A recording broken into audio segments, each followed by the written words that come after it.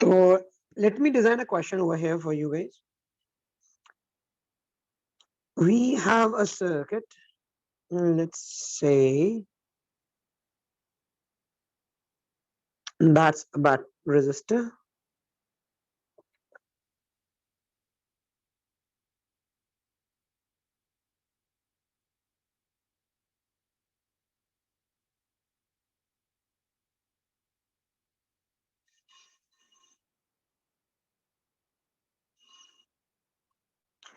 I've got two resistors over here that are in parallel to one another, and I'm connecting them with a battery.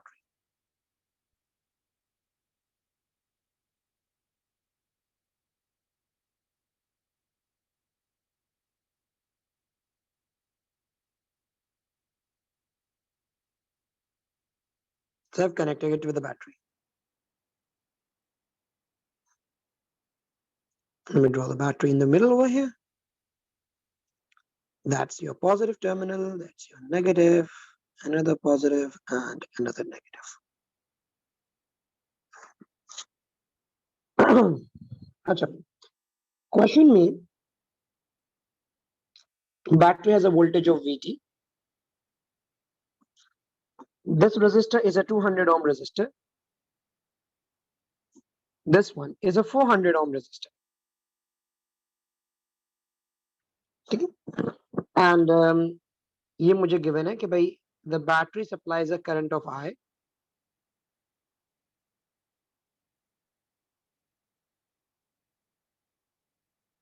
और मेरे पास यहाँ पे 200 ओम में से current जा रहा है, लेट्स से 0.5 एम्पियर्स,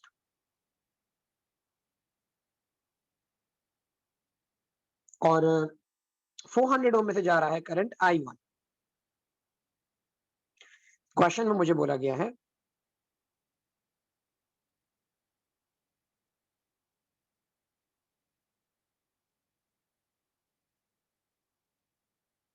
कि भाई फाइंड द वैल्यूज ऑफ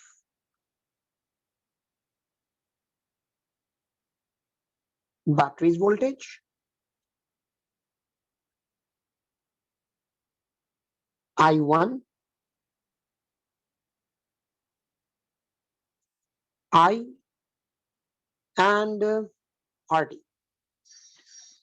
ये चार चीजें आपने फिगर आउट कर दी, VT, I1, I and RT. Parallel में when I was teaching you, I told you guys कि पैरेलल कॉम्बिनेशन में अगर आपको किसी एक भी रेजिस्टर के अक्रॉस आने वाला वोल्टेज पता चल जाए तो आपको पता है वोल्टेज तो पैरेलल में सेम होता है. तो if I know the voltage on this 200 ohm resistor, I will also know the voltage on this 400 ohm and on the VT. So ये तीन चीजें होंगी. If I want to find out the value of VT, what I can do is I can find out the value of voltage on the 200 ohm resistor first. उसके लिए I'll apply V equals IR, और मैं apply करूंगा 200 ohms के, क्योंकि मुझे पता है जो वोल्टेज इस पे आ रहा होगा वही वोल्टेज बैटरी का वोल्टेज भी होगा, और वही वोल्टेज 400 ohms पे भी होगा. तो करंट इसमें रखा 0.5, रेजिस्टेंस रखी 200, and I got the value of V, which is 100.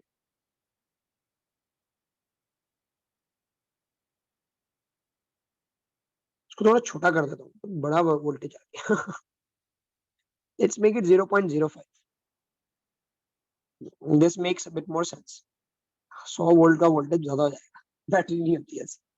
That's a 10 volts voltage, और आपके पास यहाँ पे VT भी 10 वोल्ट्स के बराबर है.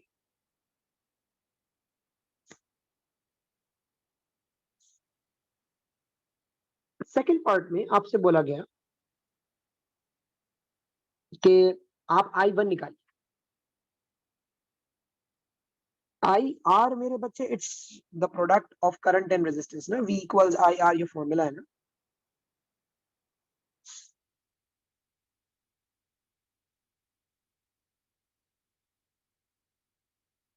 बिल्कुल हारिस, ये यूज कर सकते हो टोटल रेजिस्टेंस के लिए, लेकिन ये फॉर्मूला से तब यूज हो सकता है जब आपके पास दो रेजिस्टर्स, तीन रेजिस्टर्स पे आप ये वाला फॉर्मूला अप्लाई नहीं कर सकते।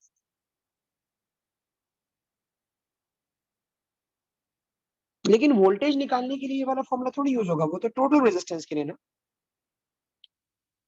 मेरे बच्चे, I stands for current and R stands for resistance and V stands for voltage.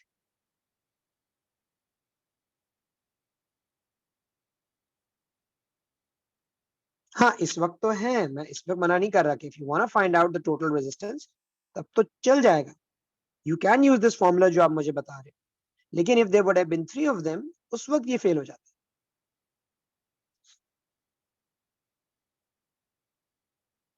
है, और वो भी आप यूज करते तो टोटल रेजिस्टेंस निकालने के लिए यूज करते, टोटल वोल्टेज थोड़ी आएगा इस पार्ट में तो वोल्टेज पूछा गया था।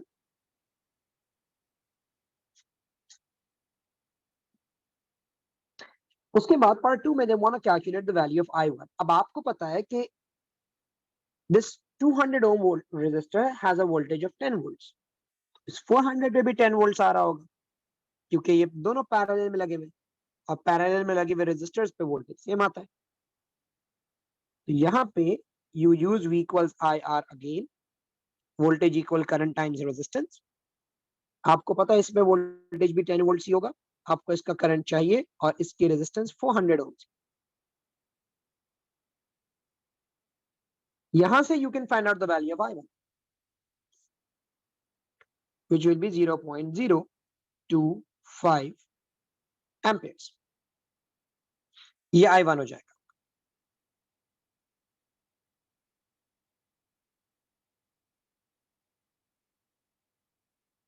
थर्ड में आपसे I मांगा जा रहा है जो कि बैटरी से आने वाला करंट। पैरेलल कॉम्बिनेशन में आपने ये बात सीखी थी कि जो करंट आपके पास बैटरी से आ रहा होता है, ये करंट डिवाइड होता है।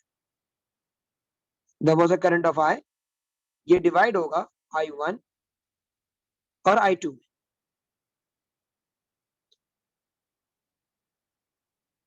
आपको ये पता है 400 ओम में से कितना करंट जा रहा है, आपको ये भी पता है 0.05 एम्पेयर्स दूसरे वाले रेजिस्टर में से जा रहा था। तो इन दोनों को जब आप प्लस कर लेंगे तो आपको पता चल जाएगा कि बैटरी से कितना करंट आ, क्योंकि बैटरी से आने वाला करंट ही इस पॉइंट पे आके डिवाइड हुआ था और दो पार्ट्स में डिस्ट्रीब्यूट हो गया था।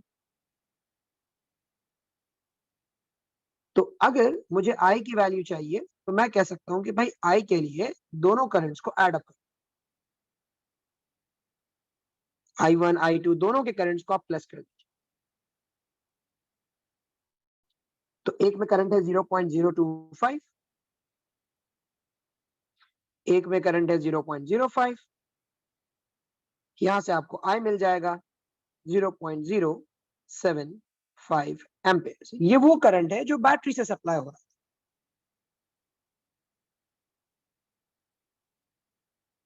है। जी बेटा हारिस, इन पैरेलल वोल्टेजेस।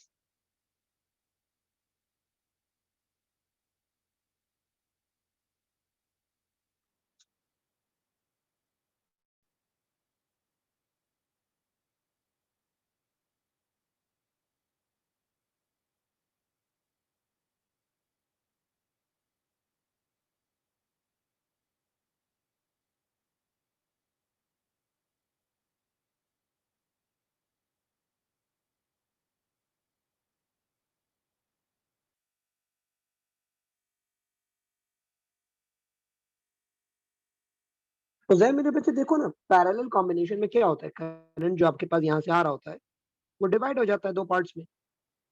तो अगर आपको टोटल करंट चाहिए था तो जितना करंट एक रजिस्टर में जा रहा है और जो दूसरे में जा रहा है उसको प्लस कर लो, आपको पता चल जाएगा टोटल कितना आया था। ये तो क्या हमने।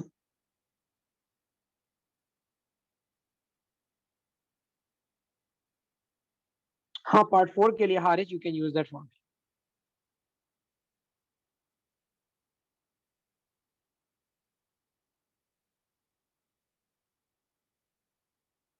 पार्ट फोर को सॉल्व करने के आपके पास दो रास्ते।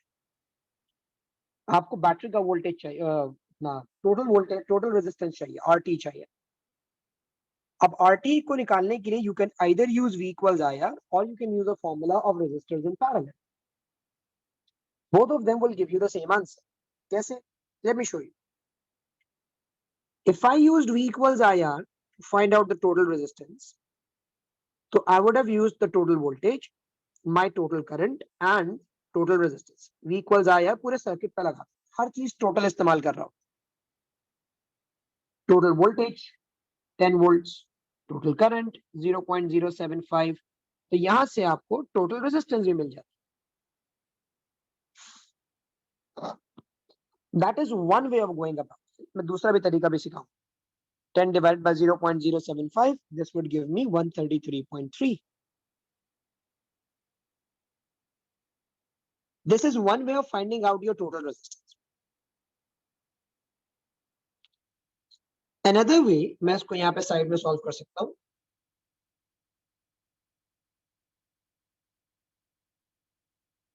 I could have used the formula of resistors in parallel, which is 1 upon RT equals 1 upon R1 plus 1 upon R2.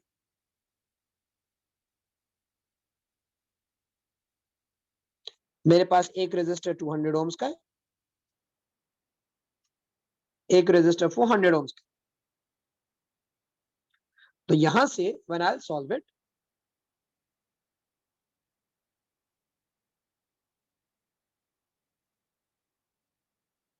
ये मेरे पास हो जाएगा. Let me do this on the calculator. 1 upon 200 plus 1 upon 400. Value आई मेरे पास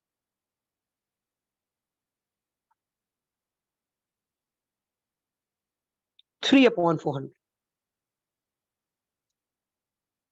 But this is not your answer बेटा, क्योंकि ये value 1 upon RT की आई. आप इसका रेसिप्रोकल जब करेंगे तो RT होगा 400 upon 3, which is 133.3 ohms.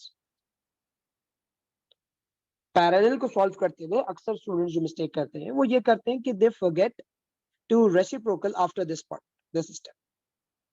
वो कैलकुलेटर के अंदर फॉर्मूले में वैल्यूज रख देते हैं. 1 upon 200 प्लस 1 upon 400 है, जो भी वैल्यूज थी रेजिस्टेंस की, उनके पास आंसर आ जाता है कैलकुलेटर से. उनको लगता है कि यही हमारा फाइनल आंसर है. This is not final answer, क्योंकि ये 1 upon RT के इक्वल था. आप फॉर्मूले की इस तरफ तो देखो. आप इसे रेसिप्रोकल जब करेंगे, RT जैसे आप RT को ऊपर लेकर आएंगे तो ये भी ऊपर आएगा और न्यूमिनेटर डिनोमिनेटर में जाएगा. तो आपके पास 400 upon 3 वैल्यू है, which is 133.3. तो पैरेलल कॉम्बिनेशंस में इस तरीके से आपको क्वेश्चन सॉल्व करना होता है.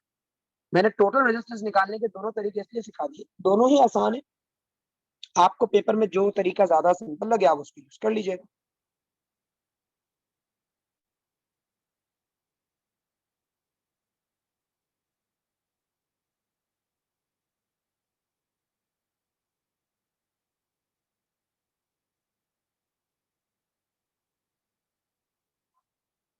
ये आपके पास आए, इसको एक नजर देख लो, उसके बाद फिर मैं आगे बढ़ता हूं.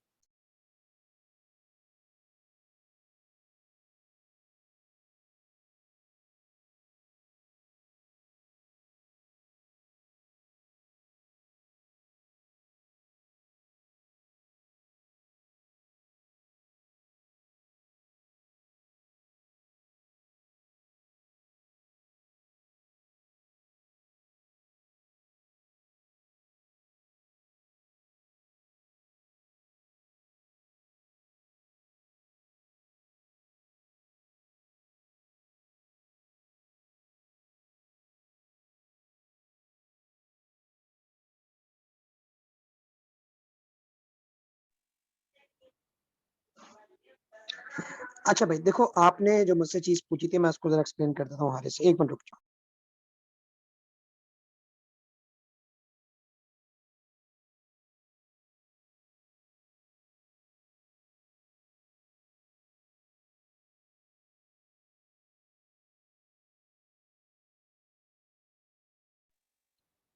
अच्छा भाई देखो, मैंने उस दिन ये बात कही थी कि जब आपके रेजिस्टर्स पैरेलल में अटैच होते हैं ना, तो आपके सर्किट का जो करंट है वो इंक्रीज हो जाता है. इसीलिए आप कहते हैं कि आपकी रेजिस्टेंस रिड्यूस हो गई. अभी देखो ना, अगर एक रेजिस्टर लगा हुआ होता खाली तो करंट में सर्किट में या बैटरी से सिर्फ 0.05 एम्पियर आ रहा होता. अगर ये नहीं होता तो आपके बैटरी के अंदर से सिर्फ इतना करंट आता है।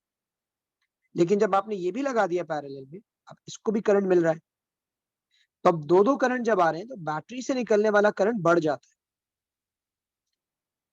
और जब बैटरी से निकलने वाला करंट बढ़ता है तो आप according to V equals IR ये कहते हैं यार बैटरी तो वही है, करंट सर्किट में ज्यादा जा रहा है, इसका मतलब सर्किट की इफेक्टिव रेजिस्टेंस कम हो गई। ये सर्किट ऐसे बिहेव कर रहा है जैसे कि कोई छोटा रेजिस्टर लगा दिया हमने, तभी, क्योंकि करंट सर्किट में तभी तो इंक्रीज होता है ना जब रेजिस्टेंस कम होती है। हालांकि आपने रेजिस्टेंस कम नहीं की, लेकिन रेजिस्टर को पैरेलल में लगाने का इफेक्ट ऐसा आया कि जैसे रेजिस्टेंस कम कर दी गई, क्योंकि करंट बढ़ गया था जो बैटरी से पास हुआ। बैटरी को अब दो दो अलग अलग रेजिस्टर्स को सेपरेट सेपरेट करंट प्रोवाइड करनी थी, ये प्रॉब्लम थी।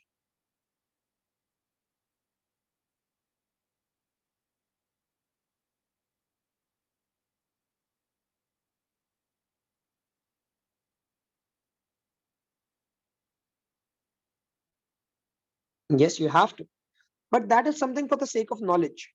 Examiner doesn't ask you about these things, you don't need to worry about.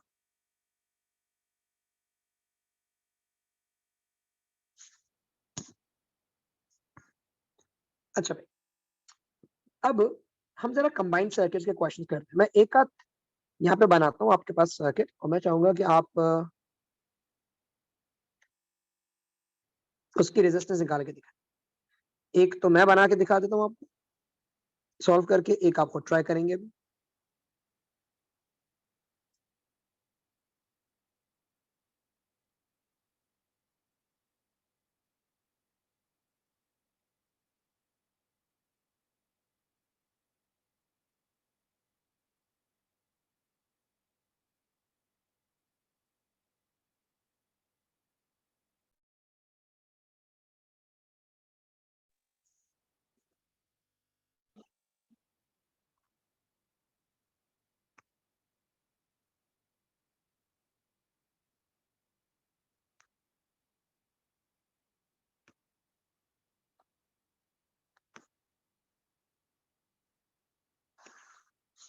मैं कुछ वैल्यूज लिख रहा हूँ यहाँ पे रेजिस्टेंसेस की, और हम उसको सॉल्व करेंगे।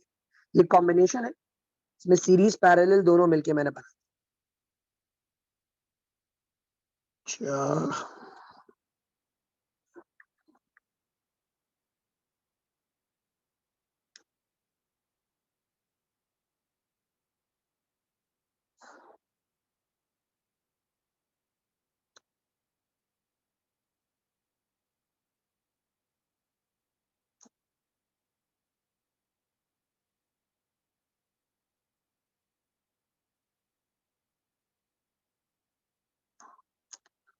to certain extent yes, क्योंकि when we design questions to a greater difficulty.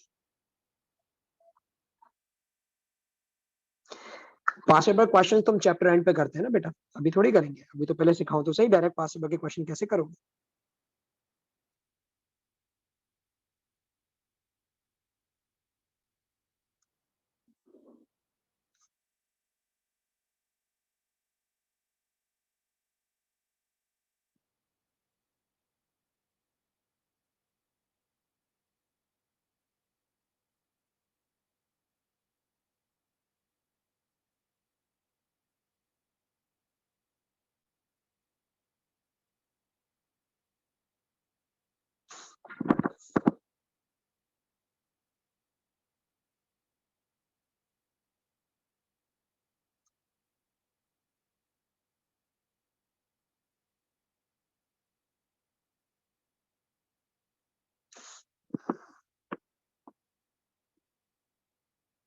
Fahad combinations के बाद एंड में करवाऊंगा पोटेंशियल डिफरेंस।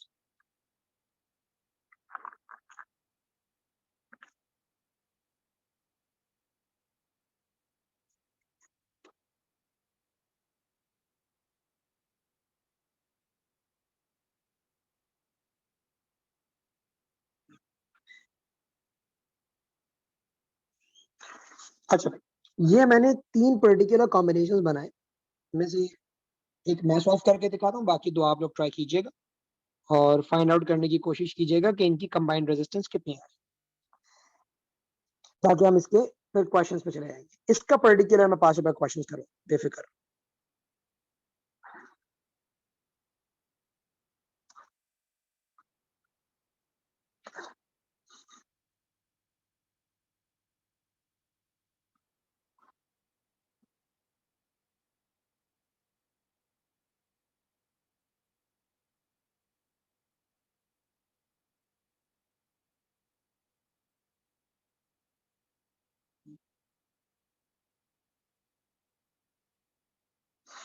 ये 3 मैंने कॉम्बिनेशंस बनाए जो सीरीज और पैरेलल दोनों मिला के, क्योंकि अब आपके पास अमूमन जो पास पेपर में क्वेश्चंस आते हैं, they are combination of series and parallel, and we need to know how to actually solve these circuit, series parallel combination को किस तरह से सॉल्व किया जाए। तो सबसे पहले देखो, मैं इस फर्स्ट वाले को सॉल्व करके दिखाता हूँ। जब भी कभी ऐसा सवाल आए ना, तो मेरे बच्चे पहले इन कॉम्बिनेशंस को सॉल्व करने, दो दो तीन तीन रेजिस्टर्स को एक बनाने की कोशिश किया करो, ताकि सर्किट या तो पूरा सीरीज हो जाए या पूरा पैरेलल। सही, मिक्सचर को सॉल्व करना पॉसिबल नहीं होता। आप मिक्सचर को कंडेंस कर करके, रिड्यूस कर करके या तो प्योर सीरीज में ले आते हो या प्योर पैरेलल में लेकर आते हो। तो यहाँ पे अगर ये 100 और 300 ओम की रेजिस्टेंस लगी हुई है, तो मैं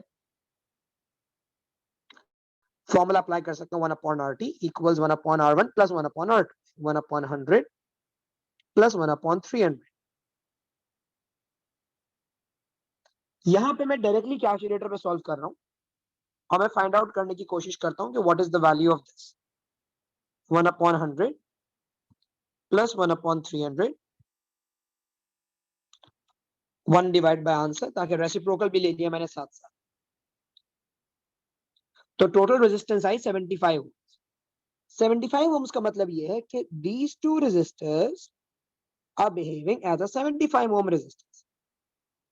इन दोनों का जो बिहेवियर है वो 75 ओम वाली रेजिस्टेंस की तरह है। तो आप अपने सर्किट को ऐसे भी बना के दिखा सकते हैं कि भाई ये जो एक रेजिस्टर था,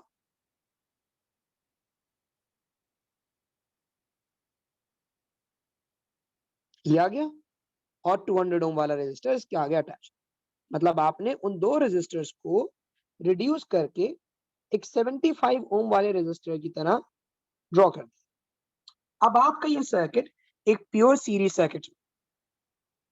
तो हमने क्या किया, हमने जो पैरेलल कॉम्बिनेशन था, हमने उसको पहले खत्म किया, उसको एक रेजिस्टर बनाया ताकि मेरा पूरा सर्किट सीरीज सर्किट बन सके। And once I have done that, अब आप अपने क्वेश्चन में सॉल्व कर सकते हो, क्योंकि अब ये सीरीज हो गया है। तो टोटल रेजिस्टेंस ऐड करके आ जाएगी 75 plus 200, that's basically 275 ohms. This is your final answer.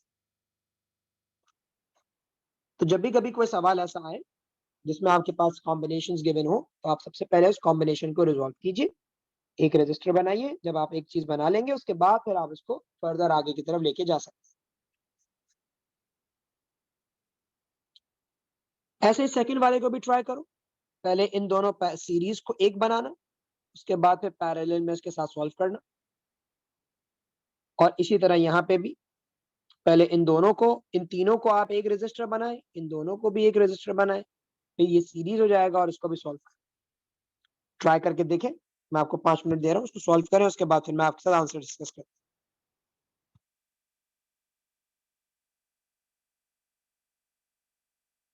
ठीक है बेटा, हारिस, कोई मसला नहीं।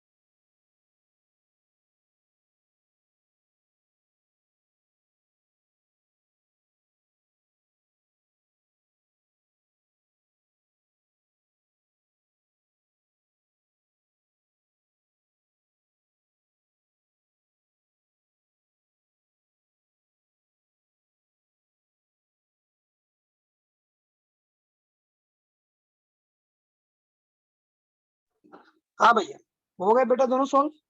चलो लेट्स सी क्या आगे चल रहा है मामला।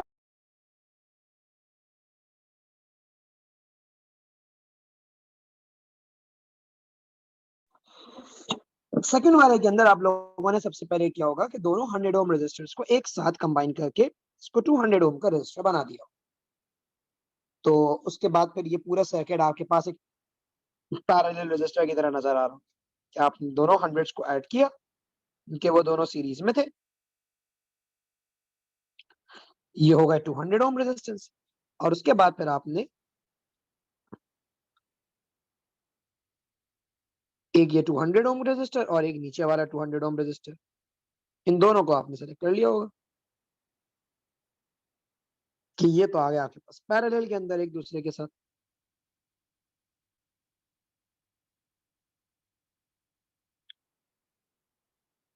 मैंने एक चीज सिखाई थी कि भाई जब भी आपके पास सिमिलर रेजिस्टर्स होते हैं, एक ही वैल्यू के रेजिस्टर्स होते हैं, तो उनको सॉल्व करना आसान होता है। सॉल्व करना आसान इसलिए होता है कि अगर आप टोटल निकालना चाहते हैं इसको, तो आर अपॉन एन से भी निकाल सकते हैं पैरेलल में, कि दोनों 200 के हैं और दो रेजिस्टर्स लगे हुए, तो कंबाइंड रेजिस्टेंस इनकी 100 ओम्स आ जाएगी। पैरेलल के अंदर हमने ये बात सीखी थी कि if all of them are of the same value,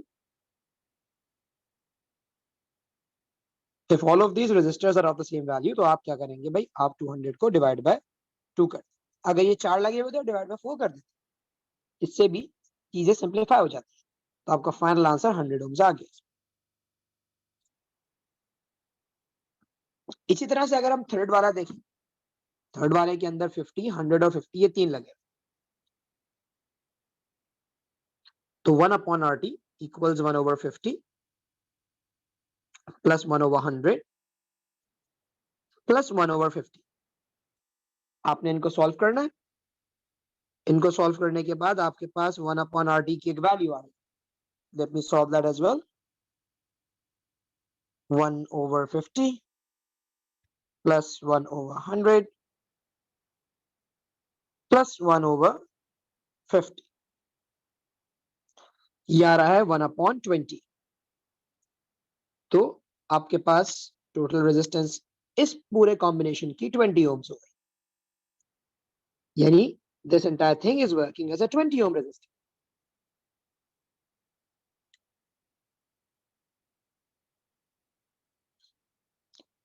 इसी तरह इसको भी सॉल्व कर सकते हो।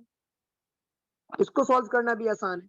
इसको सॉल्व करने के लिए आप कहेंगे कि सर ये तो दोनों सेम रेजिस्टर्स है ना, तो वो जो सिमिलर वाला फॉर्मूला था हम वही लगा देते हैं, आर अपॉन एन वाला। दोनों 50 ओम्स के थे, दो रेजिस्टर्स लगे हुए थे, तो इनकी कंबाइंड रेजिस्टेंस 25 ओम्स आ गई।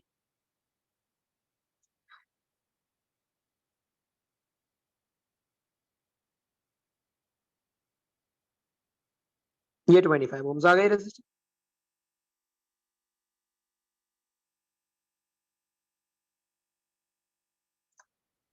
अब आपके पास पूरे सर्किट सीरीज सर्किट बन चुके हैं। All you have to do now was add them up. तो ये 20 और 25 अब आपके पास टोटल रेजिस्टेंस आ जाएगी finally.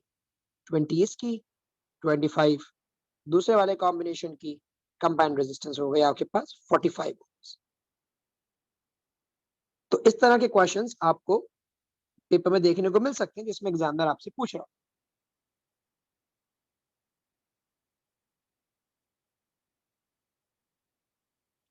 How did I get 75 in the first question? बेटा वो 100 और 300 को जब आप सॉल्व करेंगे ना, 1/100 प्लस 1/300, तो वो बचेगा 1/75। जब आप उसका रेसिप्रोकल लेंगे it will become 75। That's good Haris.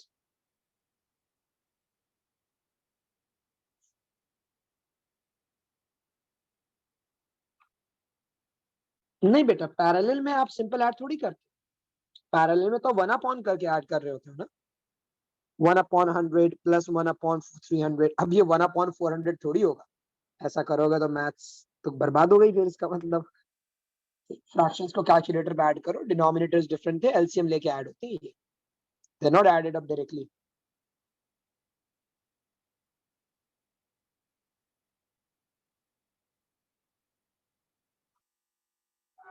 ठीक है भाई। चलो, कल की क्लास के अंदर इंशाल्लाह मैं पास्ट पेपर के क्वेश्चंस कराऊँगा। आज का लेसन मैं यहीं तक रख रहा हूँ। कल इंशाल्लाह मेरी पूरी कोशिश है कि हम क्लास जो है वो 1 बजे स्टार्ट करते हैं। आज थोड़ा-सा प्रॉब्लम हो गया था जिस वजह से मुझे क्लास लेट स्टार्ट करनी पड़ी थी। ठीक है मेरे बच्चों, ख़्याल रखना आप लोग अपना, रिवाइज़ कर लेना ताकि कल जब पास्ट पेपर्स कर रहे हो तो हमारे लिए आसानी हो।